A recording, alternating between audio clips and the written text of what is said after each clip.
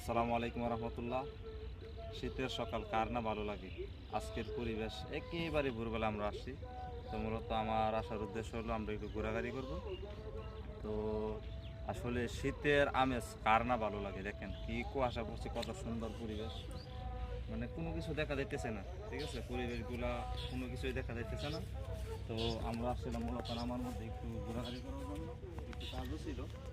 তো কাজটা শেষ করে আমরা নামার মধ্যে আসছিলাম।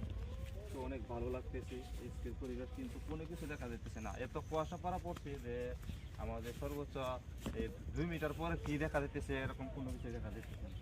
তো দেখেন পাখি সকালবেলা সবাই, পাখিগুলো আসে আসে এরা ভোরবেলা বাসা থেকে বেরিয়ে আসে, এরা খাওয়া দাওয়া করতে আসে বাইরে নেমে পড়ে।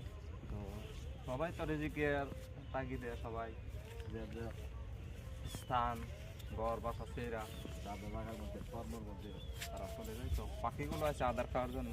তো পাখিগুলো জানি না দেখতে পারতেছেন কি না, ওই দেখতেছেন পাখিগুলো আদার খাইতেছে। তো এটা এখানে আছে একটা পাখি, বক পাখি নাকি কি পাখি বলে। তো আসলে সুন্দর পরিবেশগুলো।